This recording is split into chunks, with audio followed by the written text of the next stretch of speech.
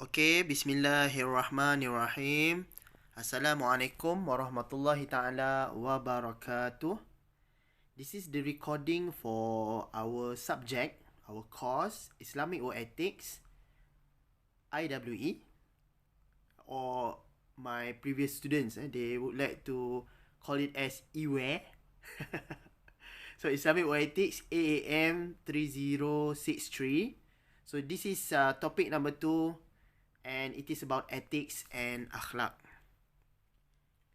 So among the objectives for this particular topic, after you have learned this topic, you should be able to comprehend the discussion and discourses on the principles of ethics and also akhlaq. And then you should be able to explain the importance of akhlaq in Al-Quran and As-Sunnah. Okay, let us go to the definitions and conceptions of ethics and akhlaq.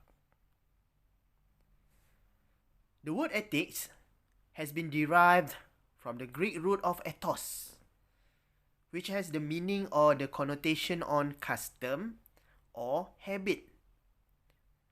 On the other hand, it is actually originated from the word morus, which is the root of morality.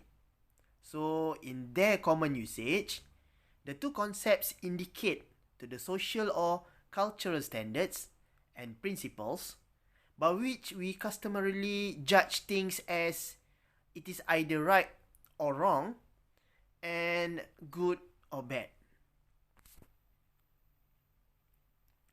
Okay, let us look into the connotation of akhlaq. So the Arabic word of akhlaq, which is plural of khuluq, has more or less the same connotation of the word ethics. Akhlaq indicates the physical appearance, and at the other side of the coin as the spiritual standards of human behavior and character in daily social interactions, as well as rational judgment. And then Al-Quran also uses a whole array of terms to describe the concept of goodness. For example, the conception of khair, goodness itself, alright? And then bir, righteousness, ma'ruf, known and approved, qist, as equity, and then adil, equilibrium and justice, haq, the truth, truth and right, and also taqwa, piety. If we take the definition made by Rees in 1980, ethics is depicts as building systems designed to provide guidance in making decisions concerning good and evil, and then right and wrong, or meta-ethics, analyzing the logic of usage with respect to good and evil and wrong. Hence, from all the definitions of ethics, akhlaq, we may understand ethics as a theoretical background of moral concerned on the following three things. Number 1, providing guidance for moral decisions, and ethical judgments.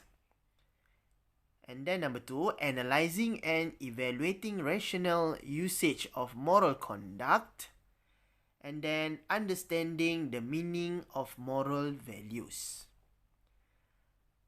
However, if I can maybe explain a little bit more about this explanation, alright, from this slide, it is more on the understanding of ethics according to the Westerners theorist, whereby when we talk about akhlaq, it is actually more than that. All these three theoretical background of moral concerning these three category of things must be based on what Allah SWT directed to us, or exampled to us or stored to us in Al-Quran, and also what have been shared by Rasulullah sallallahu alaihi wasallam through his hadith narrated by some other scholars, Muslim scholars, imam and so on. And then by saying ethics, then we may make reference to three interrelated meanings. Alright? So these three interrelated meanings, number one, the analysis of concepts such as ought, should, duty, moral rules, right and wrong, responsibility, obligation, and accountability. Number two, the inquiry into the nature of morality or moral acts. The debate, the discussion, the discourses into the nature of morality or moral acts. And number three, ethics is about the search for the morally good life of us, especially the ummah. Alright? Okay, so this is the argument about ethics, like what I told you earlier. Alright? In Islam, the source of ethics is its religious institution, transmitting a divine revelation to mankind. So in other words, Al-Quran and Sunnah automatically become the main source, the major source of akhlaq in Islam. Rasulullah sallallahu alaihi wasallam has been described as the best model of behavior, ethics, and also akhlaq for all believers. Alright, we move to the discourse on akhlaq. Even though the physical makeup of an individual produces certain dispositions in him, it is by no means true that man has no choice in the matter and is absolutely compelled to abide by the dictates of his physical makeup. On the contrary, since man has the power to choose, he can overcome the dictates of his physical nature. How? Through practice and effort, and can also acquire the disposition of his choice. For sure, it should be admitted. It is undeniable that those dispositions which are caused by the mental faculties, such as the element of intelligence, memory, and then mental agility, and the like, are not alterable. All other dispositions, however, may be changed according to individuals' will. For example, man can control his lust, man can control his anger, and any other kinds of emotions and also desires, nafsu, and so on. And then channel those things, those lusts, angers, and so on, to edify himself and propel himself along the path of perfection and also wisdom. And then when we speak of man's capacity in bringing about changes in his dispositions, we do not mean that man should destroy his instincts of reproduction or maybe self-preservation. Man could not exist without these instincts. Sebab dia macam naluri dan juga lumrah manusia lah untuk ada nafsu, keinginan, desire and so on. What we mean, what the Islamic scholars mean is that one should avoid going to either extremes in regard to them and maintain a condition of balance and moderation so that they may perform their functions properly. Dia tak extremely good or extremely bad, kan? Extremely positive or extremely negative. Itu konsep dia lah. Dia more towards the conception of wasatiyah, moderate, balance and so on. So just as the seed of a date grows into a fruitful tree through proper care, or a wild horse is trained to serve his master, These are some of the examples lah, ataupun metaphor.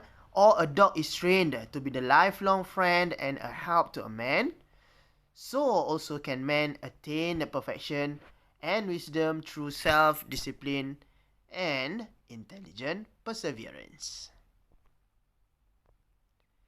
And then human perfection has many levels. We know that already, alright?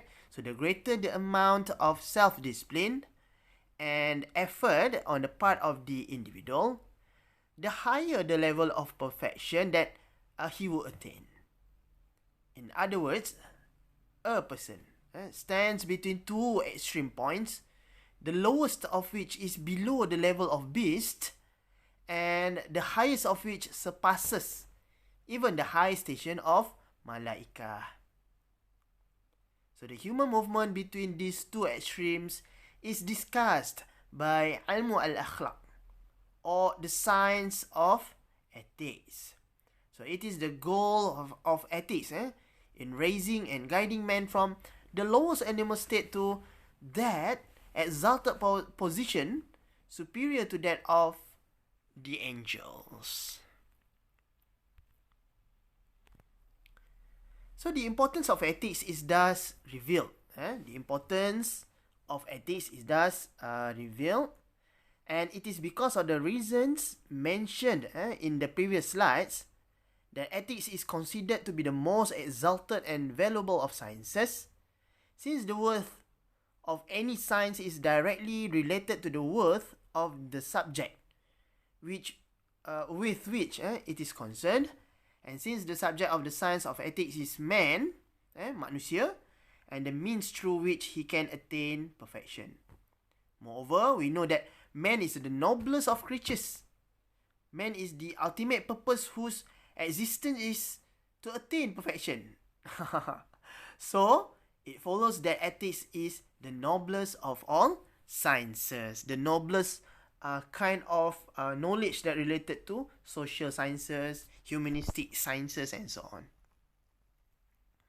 So in fact, in the past, the philosophers did not consider any or the other fields of learning to be truly independent sciences.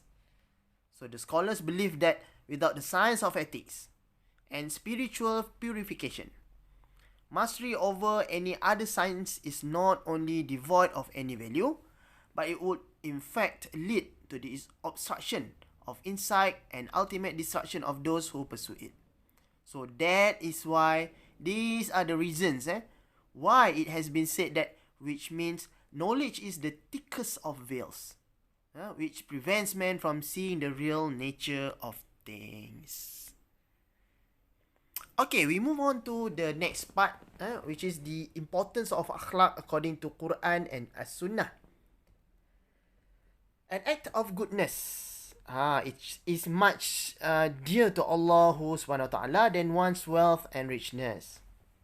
We should also know that from where this goodness comes. Goodness comes from good akhlaq, which is the practice of virtue, ethics, morality, and also good characteristics. Allah subhanahu wa ta'ala said that person's akhlaq is a tremendous thing in his sight. We should always try to improve our relations with those whom we do not get on. Nampak susah, but we need to try our best lah. We should seek forgiveness from those who are angry with us, and we should create such a feeling of brotherhood, family vibrance, that the Muslim Ummah becomes one in reality. So this is known as good akhlaq that we should keep developing between us. And then Al-Quran is the source to cure our akhlaq, because Quran is for all humanity and for all purposes of life. Zikrullah is the thing to improve akhlaq. So we have to do sincere zikrullah, and such like will enter into our heart that people will say what good akhlaq this person has. Alright. Being a Muslim, it is our duty to follow the sunnah of Rasulullah sallallahu alaihi wasallam and try to show good akhlaq towards all people, no matter if one is Muslim or not Muslim. Good akhlaq also includes the elements of sincerity, honesty, truthfulness, accountability, and so on. In doing the acts of worship like charity, salat, bacaan Al-Quran, and also taubatan nasuha. So we should approach Allah with beautiful etiquettes. For Allah loves anyone with good conduct. So that's all for our lecture related to ethics and akhlaq. For further reading, I hope that you can read my module and read some of the articles that I shared with you, which discussing about ethics and akhlaq in a better kind of discourses lah. So thank you very much. Assalamualaikum warahmatullahi taala wabarakatuh.